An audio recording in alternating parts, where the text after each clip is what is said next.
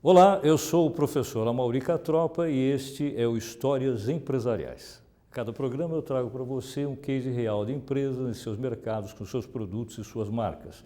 Uma ilustração sobre como ações estratégicas corporativas podem explicar na prática conceitos acadêmicos da teoria. E o tema conceitual de hoje vai ser o seguinte: nós vamos falar sobre estratégia empresarial, suas origens, o conceito e os tipos mais frequentes.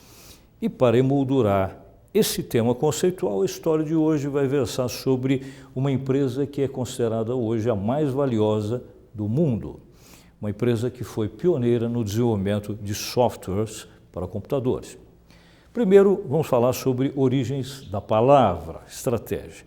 Ao que se sabe, a origem principal foi do ambiente militar, lá da antiga Grécia, onde em grego clássico, no idioma grego clássico, há duas palavras que provavelmente originaram a expressão estratégia. Uma dessas palavras é essa daqui, stratégos, que significa general no comando das suas tropas. E a outra, que se parece muito com uma palavra em português, estratégema, semelhante a estratagema, significa ardil desenvolvido durante uma guerra, naturalmente para enganar o inimigo. Essa origem militar da expressão, ela envolve duas palavras, na verdade. A própria palavra estratégia e uma outra que é a palavra tática. Qual a diferença? Bem, na verdade as duas significam a mesma coisa, a diferença é só a abrangência. A estratégia significa juntar todos os recursos que você tem num ambiente de combate, mas com o objetivo de você ganhar o todo. O todo significa, no caso, a guerra. Já a tática é a mesma coisa, mas com o objetivo de você ganhar uma parte desse todo, que significa, por exemplo, uma batalha em particular. Mas há uma origem também esportiva da mesma expressão. A gente sabe que o conceito é muito semelhante àquele que nós mencionamos do ambiente militar, mas com uma diferença de abrangência. A estratégia significa juntar recursos para você vencer de forma completa o todo que corresponde a um campeonato, a um torneio, e a tática é a mesma coisa, mas voltada a conquistar uma parte desse todo, que seria um jogo em particular, uma partida especificamente. E agora a gente deságua finalmente na origem consequente no ambiente empresarial, onde os conceitos são exatamente os mesmos. A diferença, de novo, é a abrangência e o significado específico. A estratégia empresarial representa juntar recursos para ganhar o todo, que significa o mercado. E já a tática especificamente quer dizer a mesma coisa, mas para ganhar uma parte desse todo, ou seja, um cliente em particular. Isso é tática. Muito bem, vamos falar um pouquinho sobre agora o conceito principal do que é estratégia. E para isso eu vou recorrer a um professor de Harvard, uma das maiores autoridades no mundo em estratégia empresarial, que é Michael Porter. Ele costuma dizer, nos seus livros, nas suas palestras, que estratégia, na verdade, são ações que podem estar voltadas à conquista, e aí são ações ofensivas, ou voltadas à preservação. Nesse caso, são ações defensivas. E isso feito significa, na verdade, gerar diferenciais ou vantagens competitivas. De quem? Da empresa que adota essas ações com relação às empresas concorrentes a ela, ou a elas de forma geral. Para a gente poder falar sobre os tipos de estratégia mais comuns no mercado, eu vou recorrer aqui a uma matriz. Essa matriz, ela é clássica, ela é muito usada em empresas e ela faz uma comparação entre o que se vê lá fora, ou seja, no mercado, e mercado significa, de uma forma bem específica, hábitos de consumo. E do lado de cá, dentro da empresa, nós vamos observar os produtos que ela tem ou pretende ter. Vamos fazer uma subdivisão assim, produtos já existentes e produtos novos. E lá no mercado, ou seja, o conjunto de clientes que têm hábitos de consumo semelhantes, nós vamos também dividir isso em duas partes. Hábitos de consumo que já existem e hábitos de consumo novos. E agora nós vamos fazer combinações 2 a 2 desses 4 elementos com o fundo verde que a gente vê aqui. O objetivo principal disso é mostrar a vocês que em cada uma dessas combinações nós vamos ter uma determinada situação que nos indica um tipo particular de estratégia que é melhor adotar naquela situação. Por exemplo, se eu tenho um ambiente onde lá fora no mercado existe determinados tipos de hábitos já arraigados e dentro da empresa existem produtos já estabelecidos, então nessa combinação a sugestão é só consolidar o mercado, dar uma manutenção, digamos assim. Vou recorrer a um exemplo da PepsiCo, a corporação Pepsi-Cola, através de algumas decisões que ela tomou no que se refere ao seu refrigerante mais conhecido, no início e depois de um refrigerante novo, que vocês vão ver depois, que ela criou. Consolidar o mercado para ela significou, ao longo de mais de um século, dar uma certa manutenção no produto clássico, a Pepsi convencional, que foi desenvolvida e lançada no mercado em 1899. Ao longo desses tempos todos, praticamente não se fez grandes mudanças, quer dizer, a estratégia recomendada para um produto estável como esse é consolidar só esse mercado, esse hábito de consumo. Já a combinação de produtos que existem efetivamente, porém hábitos de consumo lá no mercado que são novos, aí a sugestão em termos de estratégia é um pouco diferente. A ideia aqui seria desenvolver esses hábitos, desenvolver esse mercado. De novo aqui a Pepsi teve uma experiência interessante em 1984, que foi a seguinte: ela havia lançado no mercado um refrigerante voltado a pessoas que têm preocupação com dieta, a Pepsi Diet. Mas olhando para fora, para os hábitos de consumo do mercado, ela notou que havia uma clientela preocupada com a estética, ou seja, ter um produto que não tivesse açúcar, que não tivesse calorias, mas não por razão dietética, e sim por razão estética. E aí então ela faz uma adaptação de um produto já existente e lança no mercado a Pepsi Light. Uma terceira combinação seria essa daqui, né? Um produto que seja inovador perante hábitos de consumo que já existem. Um exemplo bem característico foi o que a Pepsi fez também com relação ao que nós vamos chamar aqui de desenvolvimento de um novo produto para hábitos existentes. O que ela notou através de pesquisa é que havia uma parte da clientela, não dela exatamente, mas da Coca-Cola, que ao pedir o refrigerante no ponto de venda solicitava que se acrescentasse a ele gelo e limão. Quando o cliente faz uma coisa como essa, ele está criando um outro produto. Então, o que ela fez? Ela desenvolveu um novo produto para atender esse hábito já existente e aí lançou no mercado a Pepsi Twist. Twist no sentido de uma espremidinha de um pouquinho de limão. E fez um grande sucesso. A Coca, quando tentou ir atrás, ela acabou perdendo na competição com esse produto, nesse segmento, porque não foi pioneira. E, por último, a combinação derradeira seria numa situação em que eu tenho produtos novos e hábitos novos também. Aí a sugestão é diversificar os produtos que a gente já tem. Essa é a sugestão estratégica. De novo, a Pepsi teve uma experiência interessante, que foi no momento em que ela, também através de pesquisas, notou que havia uma parte da clientela que queria não apenas refrigerante, mas refrigerantes com sabores alternativos, que não fosse só o sabor cola, que além de ser refrigerante de baixa ou nenhuma caloria, baixo teor ou nenhum teor de açúcar, que também tivesse uma inovação importante, que o índice de gaseificação fosse baixo. E aí, em função disso, ela lança no mercado um grande sucesso, que foi o refrigerante H2O, inicialmente com sabor limão. Foi uma forma de diversificação.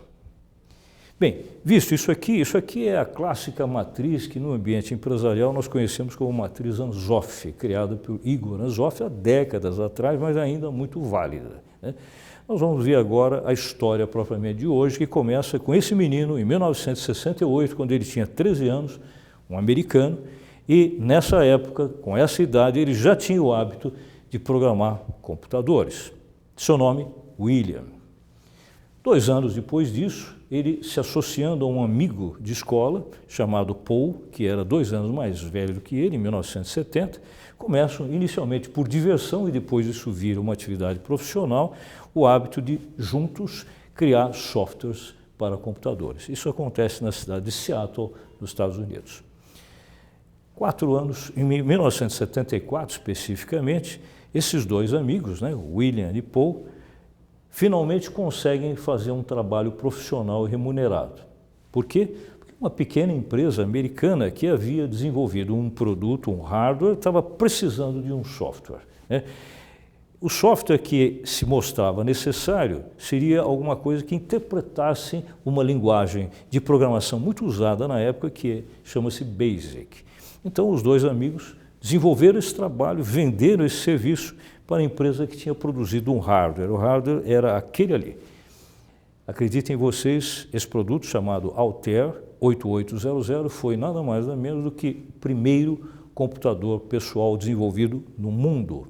E esse computador teve como primeiro software relacionado à linguagem de programação BASIC desenvolvida por esses dois amigos.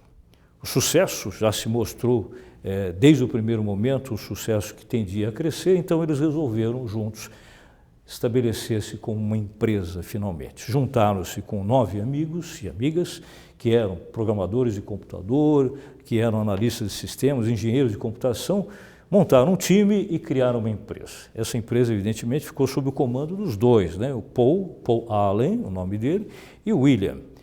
E essa empresa foi criada exatamente no dia 4 de abril de 1975, fazem 44 anos isso. Essa empresa voltada a 2 tipos de atividade. Em primeiro lugar, desenvolvimento de softwares e, segundo, especificamente o mercado de computadores pessoais, os chamados microcomputadores. E aí, evidentemente, criaram um logo e um nome relacionado a esse tipo de atividade. Esse moço, especificamente o William, é quem mais atuava, mais até do que o sócio Paul Allen, e o William era conhecido pelo apelido de Bill Gates. E aí a história começa com uma organização que se torna um ícone no ambiente de tecnologia da informação, no mundo de forma geral, até hoje. Pouco tempo depois, a maior empresa do ramo na época, que era a IBM, uma das maiores empresas do mundo em todos os setores de atividade, percebe o trabalho desses dois nessa empresa e os contrata para fazer algo muito importante. Ou seja, a IBM estava precisando de um sistema operacional novo para os computadores de grande porte. Encomenda em 1980 para esses dois moços da empresa Microsoft. A ideia que Bill Gates exatamente teve foi interessante. Ao invés de começar do zero, o que representaria uma demora muito grande, um custo alto de programação e análise de um novo sistema operacional, eles resolveram fazer, ou ele resolveu fazer, algo mais simples. Ele foi ao mercado, procurou uma pequena empresa que já tinha um sistema operacional pronto, comprou esse sistema, fez adaptações junto com a sua equipe e o revendeu para a IBM. Veja as diferenças de valor, né? O sistema que eles compraram custou para a Microsoft $50 mil e eles revenderam, depois das adaptações, para a IBM por $8 milhões. Nada mal. Em termos financeiros, a empresa já começava a se mostrar como uma empresa de futuro, não só tecnológico, mas também de gestão de negócios.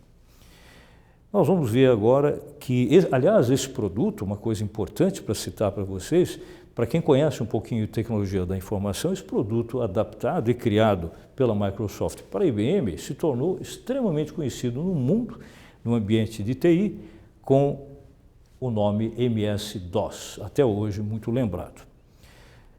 Um problema que aconteceu de relacionamento entre a Microsoft e a Apple, criada e, na época, gerenciada por ninguém menos do que Steve Jobs. Steve Jobs fez uma acusação contra Bill Gates, isso acabou gerando um desentendimento entre eles e entre as empresas em 1985, quando ele dizia o seguinte: na época, a Apple havia desenvolvido um computador de enorme sucesso, que foi o Macintosh, que tinha uma interface gráfica extremamente revolucionária e muito comunicativa, muito interativa. A acusação de Jobs é de que o seu até então amigo Bill Gates havia copiado a ideia, levado para dentro da Microsoft e transformado essa ideia num sistema operacional que se tornou nada mais nada menos do que o mais vendido no mundo. Nós estamos falando do Windows. Acusações à parte, o que nos importa agora é voltar um pouquinho ao dia a dia da Microsoft e ver que a partir desse momento começa uma sucessão imensa de lançamentos extremamente favoráveis de novos produtos. Por exemplo, em 1987, a empresa cria um editor de planilhas chamado Excel, que até hoje é o editor mais usado para esse fim no mundo.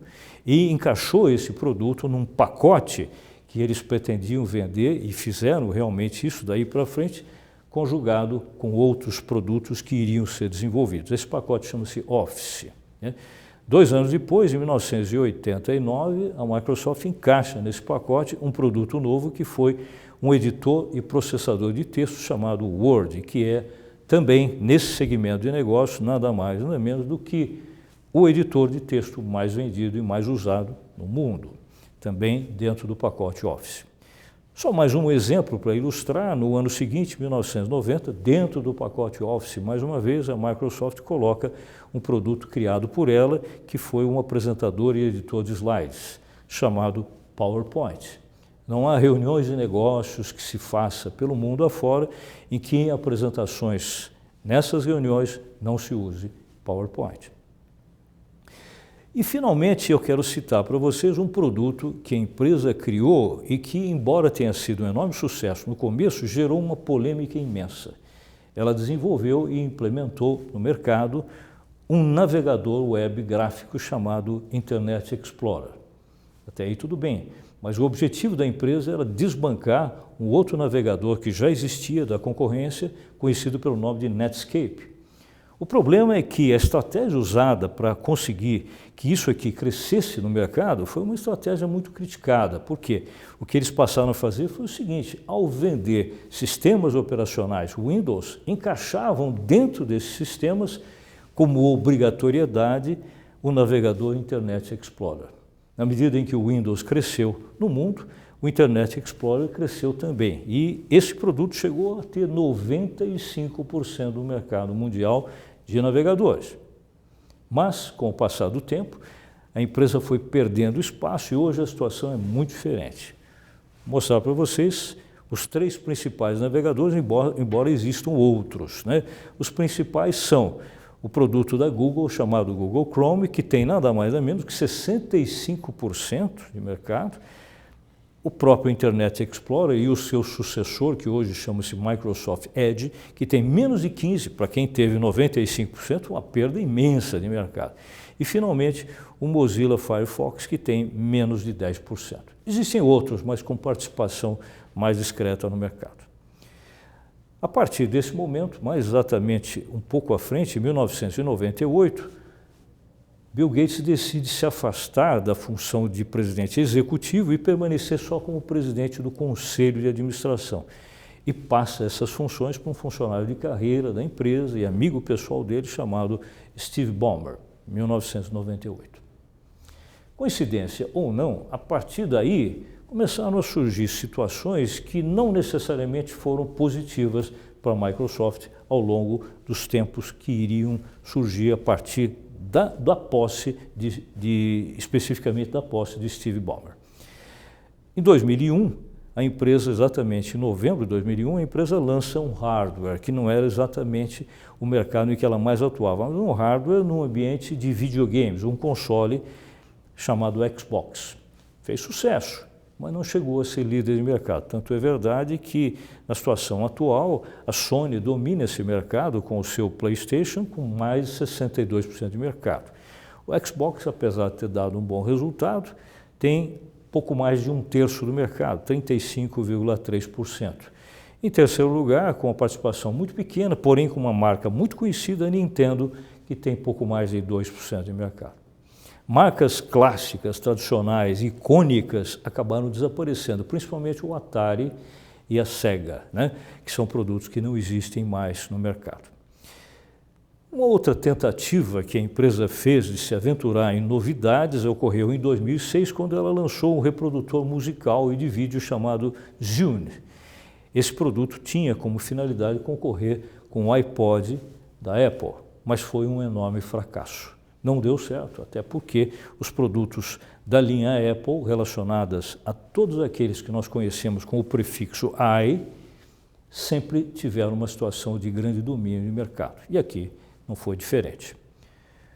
Um outro exemplo também de aventura, já sob o comando de Steve Ballmer, que não deu bom resultado, foi o que aconteceu a partir de 2010 quando a empresa resolveu atuar no mercado de sistemas operacionais móveis, ou seja, para celulares e especificamente do tipo smartphones, e lançou no mercado o chamado Windows Phone. Esse, na verdade, talvez tenha sido o maior fracasso de todos. Para se ter uma ideia, esse produto hoje tem em torno de 0,1% de mercado, ou seja, praticamente nada, né? Os seus concorrentes maiores, evidentemente, são a Apple com o iOS, que tem quase 15% de mercado e foi desenvolvido 3 anos antes, e o líder absoluto nesse mercado, que é um produto da Google chamado Android, que tem nada mais nada menos do que 85% do mercado de sistemas operacionais móveis e foi desenvolvido 7 anos antes. Uma outra ação de Steve Ballmer que também foi muito questionada aconteceu em 2011, quando, sob o comando dele, a Microsoft resolveu comprar uma empresa que foi a Skype, que atuava e atua em telefonia e videochamadas através da internet. Na verdade, estrategicamente, não foi um negócio tão ruim assim. O problema foi o preço que se pagou por essa aquisição. Para se ter uma ideia, o valor foi 8,5 bilhões de dólares. Fazer uma comparação, o jornal Financial Times relacionou esse valor ao maior lucro operacional que o Skype já tinha tido e chegou à conclusão que se pagou 32 vezes o maior lucro de todos os tempos que a Skype já teve. Palavra simples, seria como a gente dizer o seguinte: depois de comprar o Skype, seria necessário que durante 32 anos se reservar 100% do lucro de todos esses anos para fazer o payback, ou seja, o pagamento sobre o retorno do investimento feito. Não parece financeiramente ter sido um bom negócio. E para completar, Steve Ballmer, no ano de 2013, resolveu, no comando da Microsoft, comprar uma fabricante de smartphones, a finlandesa Nokia, e de novo foi um enorme fracasso. A empresa Microsoft teve um prejuízo de 7,6 bilhões de dólares. Por essas razões e algumas outras, Steve Ballmer teve a sua aposentadoria decretada pela Microsoft, especificamente por Bill Gates, em 2014. E a partir daí assumiu no lugar dele um funcionário de carreira, também um tecnólogo extremamente habilitado no mercado de tecnologia da informação, amigo pessoal de Bill Gates, chamado Satya Nadella, que continua no comando da empresa até hoje. E aí aquela pergunta que eu sempre faço para vocês nesse programa. No momento que nós estamos vivendo uma crise, o ano é 2014, o CEO é Satya Nadella, a pergunta é: se você fosse o CEO dessa empresa, que medidas você adotaria, estrategicamente falando, para recuperar a liderança perdida por essa empresa depois desses fracassos todos? Lembrando que nós temos que seguir aquele roteiro que a gente viu naquela matriz Anzoff, ou seja, estratégias de mercado, uma voltada à consolidação e outra voltada a desenvolvimento, e estratégias de produto, uma delas voltada a desenvolvimento e a outra a diversificação. Enquanto você pensa e reflete nas ideias que você adotaria, eu vou já mostrar para vocês o que Satya Nadella fez, né? Primeira das estratégias de consolidação de mercado foi adquirir uma rede social de trabalho, uma rede social profissional muito conhecida no mercado, com o nome LinkedIn. Custou, em 2016, para a empresa 26 bilhões de dólares. Mas, sob o ponto de vista estratégico, representou o atingimento desse binômio que nós havíamos mencionado antes, que representa a consolidação do mercado, em que se atua com um produto existente, LinkedIn já era um produto atuante, para um mercado que também já existia, ou seja, o hábito de consumo de pessoas depositarem em um ambiente de rede social os seus currículos para troca de informação profissional. A segunda estratégia adotada por Satya Nadella foi voltada a desenvolvimento de mercado, onde se criou uma linha de laptops e tablets híbridos na empresa, e a marca criada foi Microsoft Surface. Isso deu um resultado bom. Primeira vez depois do Xbox, que foi uma experiência de hardware de resultado bem razoável, esse talvez tenha sido o maior êxito após o Xbox em termos de hardware criado pela Microsoft. E aí, de novo, lembrando que o binômio aqui, atuar com produtos já existentes, na verdade, laptops e tablets não foram inventados pela Microsoft, mas o mercado novo a que se refere está relacionado à expressão híbridos, ou seja, aqui há um novo hábito de consumo em você ter tablets que são, ao mesmo tempo, laptops e tablets propriamente ditos. É um produto híbrido. Terceira decisão importante em termos estratégicos foi relacionada ao desenvolvimento de produto. E aqui sim, a empresa criou um novo serviço que deu um resultado e continua dando um resultado muito bom. Serviços de computação em nuvem, que você aluga espaço para que os seus arquivos sejam transferidos do seu computador pessoal, reduzindo o peso que eles têm dentro da sua máquina, para a chamada nuvem, ou seja, para um arquivo centralizado, seguro, oferecido pela empresa. E o nome dado a esse produto foi Microsoft Azure. Resultado muito bom. No primeiro ano de seu lançamento, 2015, o faturamento com esse produto já foi de $1 bilhão. E agora, para o ano que vem, 2020, a previsão é se chegar a um faturamento de $22 bilhões com ele. Nada mal. E, de novo, o binômio que rege esse desenvolvimento de produto como estratégia, lembrando que nós já havíamos dito a vocês, é você ter um produto novo, e para a empresa isso foi uma novidade, ela não atuava com isso, no mercado que já existia, uma demanda com relação a essa estocagem de arquivos na nuvem. E, para finalizar, a estratégia de diversificação, onde a empresa criou um produto conhecido como óculos de realidade aumentada. A marca chama-se Microsoft HoloLens. Aliás, quem gerencia esse produto lá na Microsoft é um brasileiro chamado Alex Kipman, um funcionário de carreira da empresa. E aqui esse produto permite, como por exemplo na experiência da Toyota, que comprou e passa a utilizar esse produto nos últimos anos, oferecer no processo de fabricação a checagem, por exemplo, da qualidade da pintura e a rapidez com que se obtém resultados nessa checagem.